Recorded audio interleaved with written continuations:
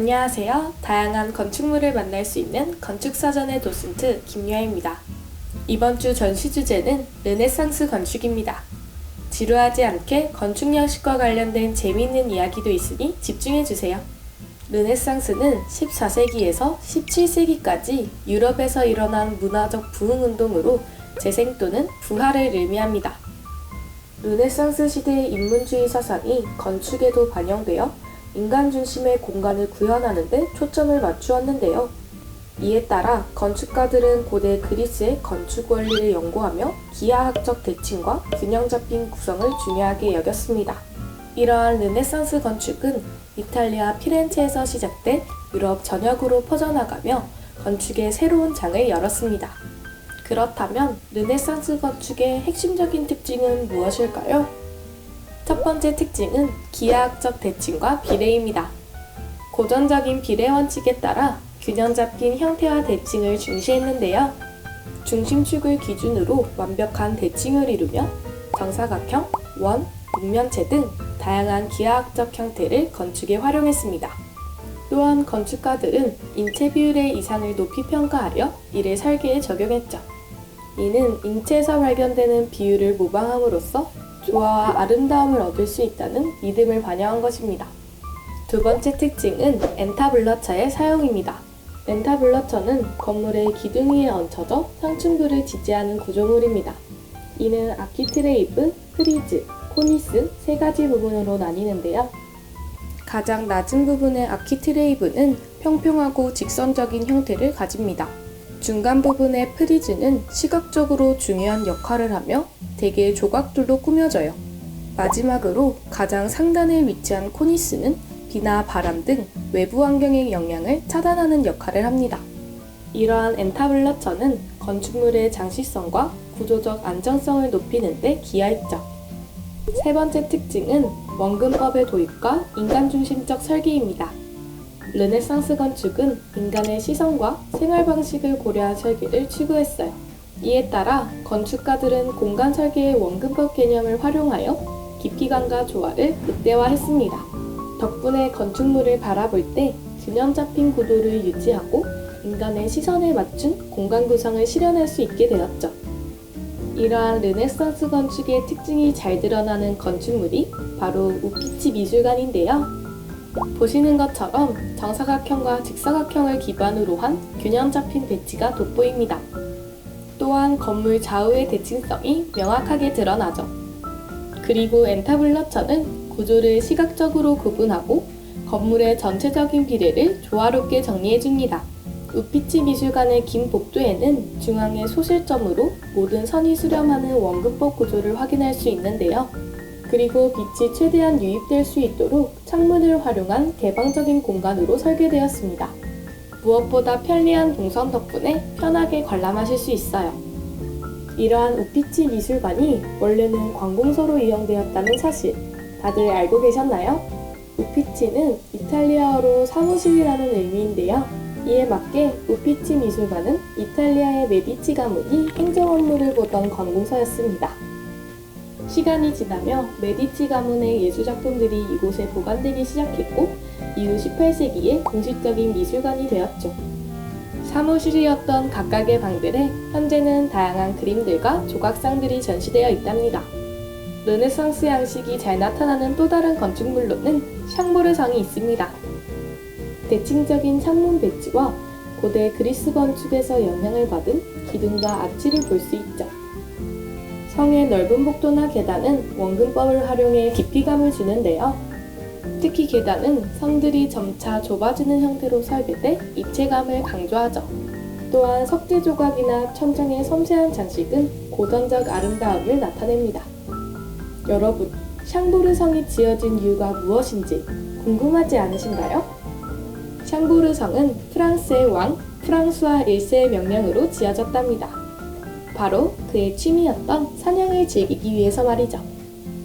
더욱 흥미로운 점은 이 성의 계단을 레오나르도 다빈치가 직접 설계했다는 거랍니다. 이번 르네상스 건축 전시는 여기까지입니다. 오늘의 작품은 어떠셨나요? 건축은 단순히 공간을 만드는 것이 아니라 시대와 문화를 담아내는 중요한 작품입니다. 오늘 알아본 건축물을 통해 르네상스 건축의 매력을 느끼셨길 바라며 다음 주는 바로크 건축으로 찾아뵙겠습니다. 지금까지 도슨트 김여였습니다.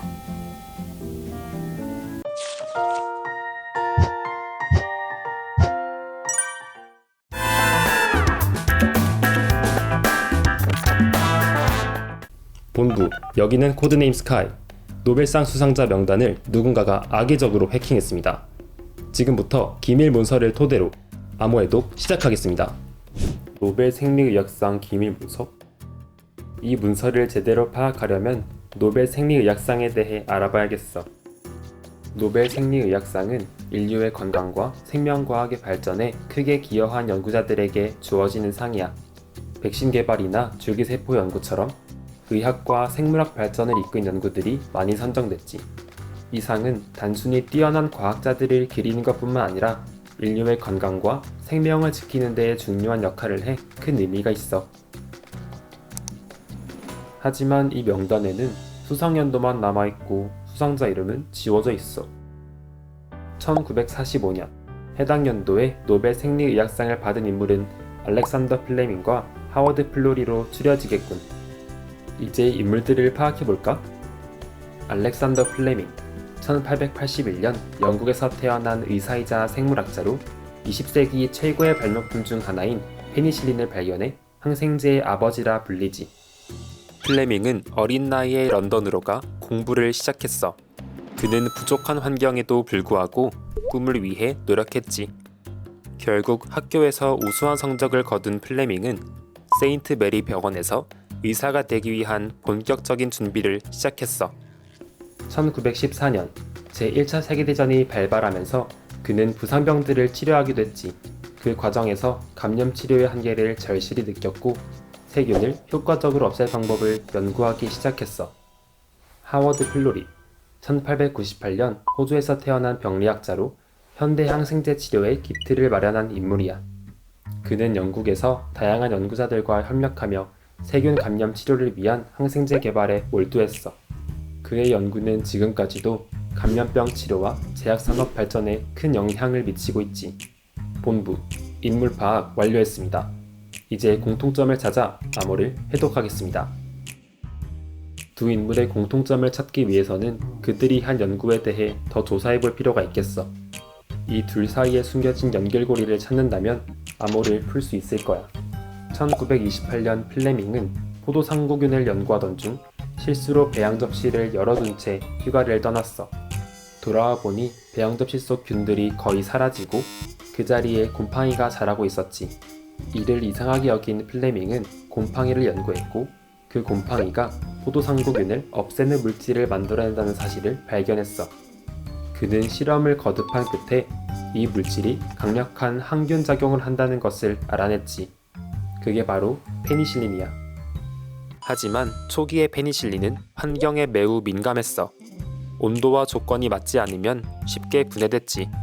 게다가 당시에는 천연 페니실린을 대량으로 생산할 수 없었기 때문에 실제로 질병 치료에 이용되지는 못했어. 그럼에도 페니실린의 발견은 의학 역사에서 가장 중요한 사건 중 하나로 남았지. 페니실린과 관련된 내용이 계속 반복돼. 하지만 암호의 비밀이 확실하지 않은 느낌이군. 다음 단계로 넘어가자.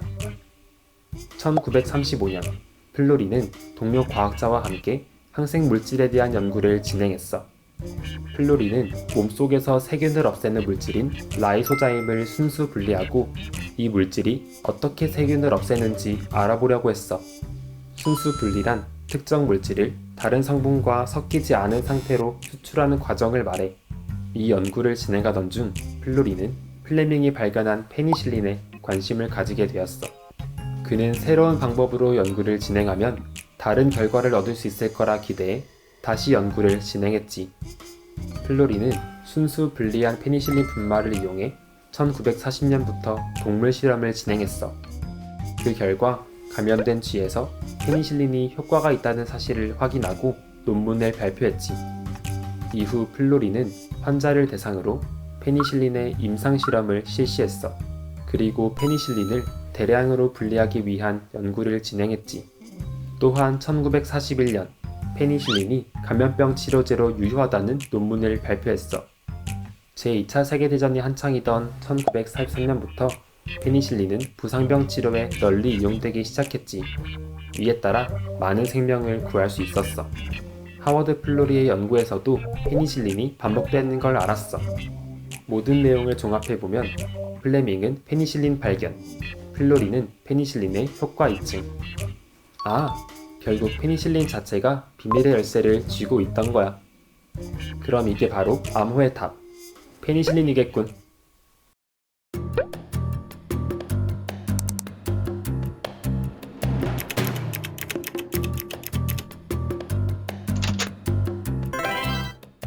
본부, 여기는 코드네임 스카이. 단서를 찾아 암호의 돕 완료했습니다. 복구시킨 수상자 명단은 본부로 전송하겠습니다. 그럼 다음 명령이 내려올 때까지 대기하겠습니다.